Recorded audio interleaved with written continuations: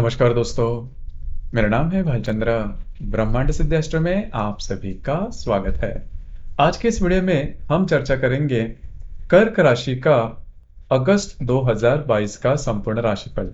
कैसे होंगे ग्रह योग, कैसे होंगे ग्रहों के राशियांतर और वो आपके राशि पर किस प्रकार से प्रभाव करने वाला है। आपके जीवन का ऐसा कौन सा क्षेत्र है जो कि सबसे ज्यादा प्रभावित होने वाला है, सभी के बारे में चर्चा इस वीडियो में हम करने वाले हैं।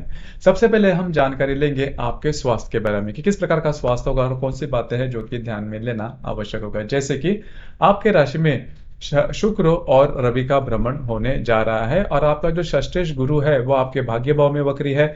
आपका जो अष्टमेश शनि है वो आपके सप्तम भाव में वक्री है।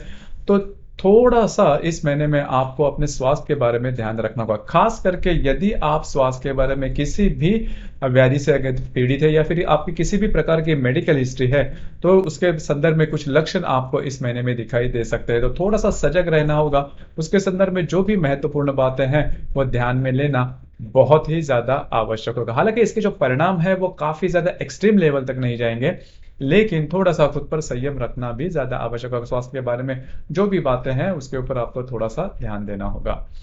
अब हम चर्चा करेंगे आपके धन भाव के मामले में, मतलब पैसे के मामले में। तो सबसे पहले जो भाव है वो रवि का भाव है, जो कि आपका धनेश भी है। तो रवि जो है वो आप ही के राशि में भ्रमण कर रहा है और दिनांक 18 तारीख के बाद यह जो रवि है, यह रवि अपने स्वयं की राशि में द्वितीय भाव में भ्रमण करेगा। काफी अच्छा, महत्वपूर्ण और बहुत ही ज्यादा शुभ फलदायी साबित होगा। खास करके आप अपने बलबूते पर जो भी बातें हैं वो उसको आगे लेके जाएंगे। पैसे के मामलात में जो भी महत्वपूर्ण, जो भी आपको पैसे का नाम, आपको पैसे आने हैं वो पैसे आने की जो संभावना है वो काफी अच्छी बनती है। कुछ अच्छी इन्वेस्टमेंट वगैरह हो सकती है। यदि आप बिजनेस से रिलेट करते हो तो कुछ अच्छे आइडियाज वगैरह आपको आ सकते हैं। उसी प्रकार इनकम के जो रिसोर्सेस है वो भी काफी ज्यादा बढ़ सकते हैं। तो थोड़ा सा आप यहाँ पर थोड़ा ध्यान देना होगा कि आपको आपके जो खर्चे हैं उसके ऊपर थोड़ा सा नियंत्रण रखना होगा। हालांकि आपकी जो राशि वह प्रैक्टिकल है, पैसे ज्यादा खर्च नहीं करती, लेकिन ऐसी बातें हो सकती है जिसकी वजह से घर के जो लोग हैं उनकी मांगे हो सकती है, उनकी कुछ बातें हो सकती है और वो बातें आपको माननी पड़ेगी या फिर खर्च करने पड़ेंगे। लेकिन खर्च कहाँ पर हो रहे हैं, किस प्रकार से हो रहे हैं, उसके ऊपर भी थोड़ा ध्यान देना होगा। उसी प्रकार आपका जो पंचमेश जो मंगल है वो पंचमेश मंगल आपके दशम भाव में स्वयं के राशि में भ्रमण कर रहा है। दिनांक 11 तारीख के बाद यह मंगल जो है वो आपके लाभ भाव में भ्रमण करेगा, जो कि काफी अच्छी बात है।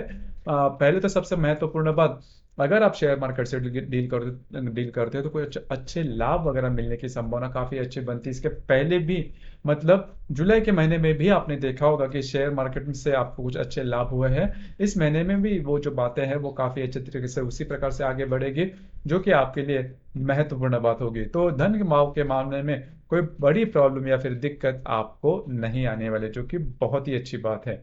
उसी प्रकार अब हम चर्चा करेंगे आपके रिलेशनशिप के मामले में। तो जो आपका पंचमेश मंगल है वो, जैसे अभी हमने कहा कि वो आपके दशम भाव में भ्रमण कर रहा है और दिनांक 11 तारीख के बाद ये आपके लाभ भाव में भ्रमण करेगा, जो कि काफी अच्छी बात है। अगर आप किसी के रिलेशनशिप में हैं तो आप दोनों की जो इंटरक्शन है वो काफी अच्छी देखी जाएगी। आप दोनों की जो समझबूझ है वो काफी अच्छी देखी जाएगी। अगर आप नई रिलेशनशिप भी बनाना चाहते हो तो भी ये जो संपूर्ण महीना है वो आपके लिए शुभ फलदायी साबित होगा। तो रिलेशनशिप के मामले में कोई बड़ी प्रॉब्लम या फिर दिक्कत आपको नहीं आने वाली। उसी प्रकार अगर आप विवाहित हो तो वैवाहिक जो संबंध है उसके बारे में भी या फिर सुख है उसके बारे में भी अगर देखा जाए तो सप्तम शनि है वो आपके द्वितीय भाव में है और वह ये जो शनि है वो वक्री है। यहाँ पर एक बात है जिसके बारे में थोड़ा सा ध्यान देना होगा कि अगर आप विवाहित हो तो आपके जो वैवाहिक जोड़ीदार है इनको स्वास्थ्य के बारे में थोड़ा सा ध्यान देना होगा। आप में और इनमें छोटी मोटी बातों को लेकर तकरार हो सकती है। हालांकि इसके जो बड़े इंपैक्ट है वो आपको नहीं मिलेंगे, लेकिन आपकी जो राशि है वो थोड़ी से फैमिली ओरिएंटेड है और छोटी मोटी बात भी फैमिली में इधर उधर हो जाती है। तो उससे ज्यादा आप, मतलब ज्यादा स्ट्रेस ले लेते हो, मतलब आपके कुटुंब में जो भी व्यक्ति है उससे भी ज्यादा आप स्ट्रेस ले लोगे, तो वही बात आप में होती है। तो बस इसी के ऊपर थोड़ा सा ध्यान ध्यान देना और जो भी बातें हैं वो ज्यादा नहीं बढ़ेगी, छोटी मोटी बातें रहेंगी, स्ट्रेस बिल्कुल भी नहीं लेना। उसी प्रकार आपका कार्य क्षेत्र के बारे में अगर देखा जाए तो आपका जो दशमेश है जो कि मंगल है, वो स्वयं की राशि में भ्रमण कर रहा है। दिनांक 11 तारीख के बाद ये आपके लाभ भाव में भ्रमण करेगा। तो यहाँ पर फिर से इसके पहले भी मतलब जुलाई के महीने में भी आपने अनुभव किया होगा कि जो भी आपका कार्य क्षेत्र है वहां पर के जो लोग होंगे या फिर आपके जो सीनियर रहेंगे, वरिष्ठ रहेंगे, उनके साथ आपकी छोटी मोटी बातों को लेकर तकरार हो रही है और वो अभी तक भी चालू है।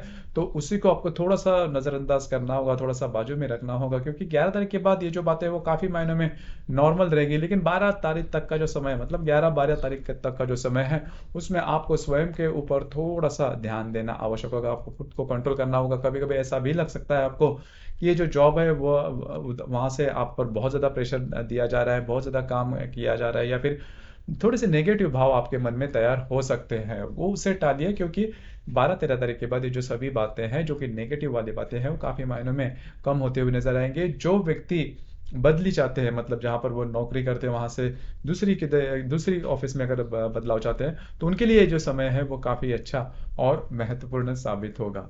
उसी प्रकार मोटे तौर पर अगर देखा जाए तो इस संपूर्ण महीने में आपको भाग्य का साथ भी अच्छा मिलेगा और किसी प्रकार की बड़ी दिक्कत नहीं आएगी। सिर्फ अपने आपको अपने स्वास्थ्य के बारे में थोड़ा ध्यान देना होगा। उसी प्रकार पूरा, जैसे मैंने कहा कि महीना जो है वो पूरी तरह से प्रॉब्लम में या फिर पूरी तरह से अच्छा नहीं जाता। छोटी मोटी जो बातें होती है वो उभर कर आती हैं, या फिर ऐसे कई दिन होते हैं उसमें थोड़ा सा स्ट्रेस अलग सा रहता है, या फिर मन में जो अस्वस्थ की भावना है वो भी देखी जाती है। तो वो दिन कौन सा है, या फिर कौन से क्षेत्र में आपको प्रॉब्लम हो सकती है, या फिर कौन से क्षेत्र में आपको काफी अच्छे अनुभव आ सकते हैं, उसके बारे में भी चर्चा करेंगे। जैसे कि दिनांक 1 तारीख को मंगल और हर्षल की युति होने जा रही है आपके दशम भाव में। अब देखिए, ये जो पर्टिकुलर एस्पेक्ट है वो काफी ज्यादा महत्वपूर्ण है। इसका जो प्रभाव है 1 और 2 तारीख को बहुत ज्यादा देखा जाएगा। अब यहाँ पर जो मैंने बात आपके कार्य क्षेत्र के बारे में कही, उसी को आपको अमल करना होगा कि आपके जो भी सहकर्मी होंगे या फिर आपके जो वरिष्ठ होंगे कार्य क्षेत्र के, यहाँ पर उनसे छोटी मोटी बातों को लेकर शुरुआत होगी और वो शुरुआत बहुत बड़ी बढ़ सकती है, ब्लास्ट हो सकता है, काफी एक्सट्रीम लेवल तक जो बातें हैं वो जा सकती है। तो थोड़ा सा खुद पर संयम रखना बहुत ही ज्यादा आवश्यक होगा। आपको अपने मानसिकता पर या फिर भावनाओं के ऊपर कंट्रोल करना काफी ज्यादा महत्वपूर्ण होगा। उसी प्रकार शनि और मंगल का केंद्र योग भी होने जा रहा है दिनांक 7 तारीख को। शनि जो कि आपके सप्तम भाव में है, उसके साथ आपके चतुर्थ भाव का जो मंगल है वो केंद्र योग करने जा रहा है। यहाँ पर आपके जो वैवाहिक जोड़ीदार है उनके स्वास्थ्य के बारे में थोड़ा ध्यान देना होगा, या फिर उनमें और आप में छोटी मोटी बातों को लेकर तकरार हो सकती है और वो तकरार थोड़ी बढ़ भी सकती है। तो रिलेशनशिप के मामले में थोड़ा सा ये जो पर्टिकुलर कालावधि है करीबन 6-7-8, इसमें थोड़ा सा स्ट्रेस या फिर टेंशन आपको दिखाई दे सकता है। उसी प्रकार नेपच्यून और शुक्र का नवपंचम योग यानी कि त्रिकोण योग होने जा रहा है। जैसे कि नेपच्यून जो कि आपके भाग्य भाव में है, उसके साथ आप ही के राशि में से जो शुक्र है वह नवपंचम योग यानी कि त्रिकोण योग करने जा रहा है। काफी अच्छा ये जो ग्रह योग है वो आपके लिए आएगा। आपके घर के जो लोग हैं उनके साथ आपकी जो हारमोनी है वो काफी अच्छी देखी जाएगी। अगर आप नया घर या फिर वास्तु लेना चाहते हो तो इस कालावधि के दरमियान बहुत ही अच्छी बात है, या फिर बहुत ही अच्छी अपॉर्चुनिटी अगर आपको आ सकते हैं। आपके जो मित्र परिवार है उनसे भी आपको कुछ अच्छी मदद मिल सकती है, कुछ अच्छी सलाह मिल सकती है। तो कुल मिला के देखा जाए तो ये जो शुक्र नेपच्यून का नवपंचम योग है वो आपके लिए काफी ज्यादा शुभ फलदायी साबित होगा। इसका जो प्रभाव होगा वो 9, 10 और 11 तारीख को देखा जाएगा। उसी प्रकार हर्षल और रवि का केंद्र योग होने जा रहा है। हर्षल जो कि आपके दशम भाव में भ्रमण कर रहा है, उसी के साथ आप ही के राशि में स्थित जो रवि है वह केंद्र योग करने जा रहा है। इसका जो प्रभाव है वो 11-12 तारीख को देखा जाएगा। इसमें सबसे पहली महत्वपूर्ण बात, आपको अपने भावनाओं के ऊपर थोड़ा सा नियंत्रण रखना ज्यादा आवश्यक होगा। आपके जो स्पेंडिंग है उसके ऊपर भी थोड़ा सा नियंत्रण रखना होगा। तो ये जो दो बातें हैं उसके ऊपर अगर आप थोड़ा सा नियंत्रण रखते हो तो इसका जो प्रभाव है वह देखा नहीं जाएगा इस ग्रह योग का। तो इसके बारे में थोड़ा सा ध्यान देना होगा। उसी प्रकार हर्षल और बुध का नवपंचम योग यानी कि त्रिकोण योग होने जा रहा है। हर्षल जो कि आपके दशम भाव में है, उसके साथ आपके द्वितीय भाव का जो बुध है वह नवपंचम योग यानी कि त्रिकोण योग करने जा रहा है। काफी अच्छा ये शुभ फलदायी योग साबित होगा।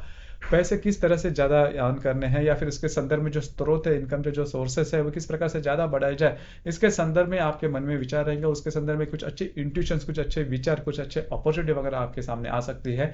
जरूर उसे ग्रैब कीजिए, जरूर उसको पकड़ के आगे चलिए, क्योंकि भविष्य में जाके वो जो अपॉर्चुनिटी रहेगी वो आपके लिए बहुत ही ज्यादा शुभ फलदायी साबित होगी। तो ये जो पर्टिकुलर योग है, एस्पेक्ट है, वो आपके लिए बहुत ज्यादा शुभ फलदायी होगा। दिनांक इसका जो प्रभाव है वो देखा जाएगा दिनांक 15, 16 और 17 तारीख को। उसी प्रकार दिनांक 18 तारीख को गुरु और शुक्र का नवपंचम योग यानी कि त्रिकोण योग होने जा रहा है। तो 17, 18, 19, 20 इन 4 दिनों में आपके उसको बहुत अच्छा अनुभव आ सकता है। शुक्र को जो कि आप ही के राशि में भ्रमण कर रहा है, गुरु जो कि आपके भाग्य भाव में भ्रमण कर रहा है, तो इस दरमियान जो भी काम आप हाथ में लोगे वो काफ़ी सरलतापूर्वक पूरे होते हुए नजर आएंगे। बहुत सारा स्ट्रेस, बहुत ज़्यादा टेंशन, बहुत ज़्यादा प्रॉब्लम, कॉम्प्लिकेशन इन दिनों में बिल्कुल भी आपको नजर नहीं आएंगे।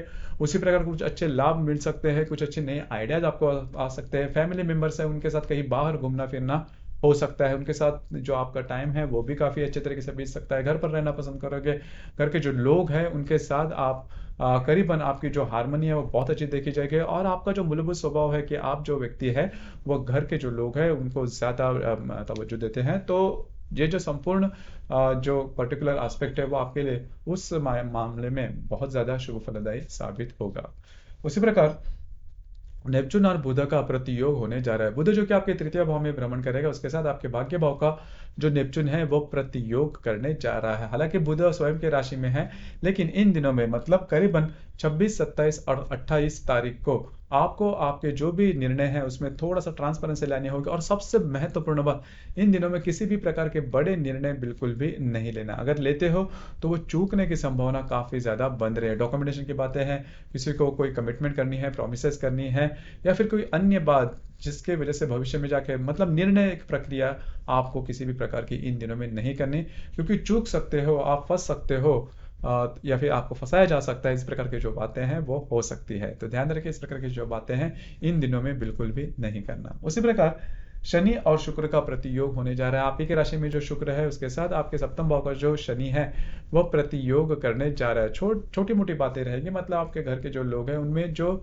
महिला सदस्य रहेंगे उनके साथ छोटी मोटी बातों को लेकर डिफरेंस ऑफ ओपिनियन जिसे हम मतभेद जिसे हम कहते हैं उस प्रकार की बातें हो सकती है, लेकिन उसका बहुत ज्यादा इंपैक्ट आपके जीवन पर नहीं पड़ेगा, वो तात्कालिक रहेगा। लेकिन मोटे तौर पर अगर देखा जाए तो ये इस संपूर्ण में आपको पहली तो महत्वपूर्ण बात अपने स्वास्थ्य के बारे में ध्यान रखना होगा, और आपका जो भी कार्य क्षेत्र है वहां पर आपको थोड़ी सी नरमाई से पेश आना होगा, नहीं तो बातें थोड़ी सी कॉम्प्लिकेटेड हो सकती है। उसी प्रकार इस महीने की जो पूर्णिमा है वो 12 तारीख को है, और जो अमावस्या है वो 26 और 27 तारीख को इसका प्रभाव देखा जाएगा। तो पूर्णिमा और अमावस्या के बारे में अगर देखा जाए तो इन दिनों में हमारी जो भावनाएं होती है वो काफी तीव्रतम होती है। इस वजह से कोई भी अगर बात उलट सुलट हो जाती है तो फिर हम भावना में बहकर निर्णय लेते हैं, और भावना में लिया जाने वाला निर्णय चूकने की संभावना काफी ज्यादा बनती है। तो इस वजह से इन दिनों में किसी भी प्रकार के बड़े निर्णय नहीं लेना।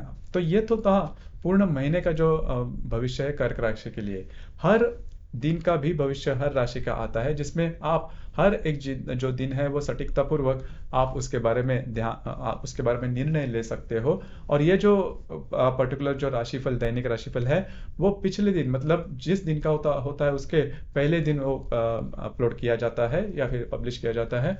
तो जरूर देखिए, आपको हर दिन के जो प्लान आउट है वो आपको करने में इसकी वजह काफी ईज आउट हो सकता है। आज का ये जो वीडियो है वो किस प्रकार से लगा, आपने किस प्रकार से अनुभव किया, नीचे कमेंट बॉक्स में जरूर कमेंट करना। और अपना ये जो चैनल है ब्रह्मांड सिद्धि एस्ट्रो, इसे भी लाइक, शेयर और सब्सक्राइब जरूर करना।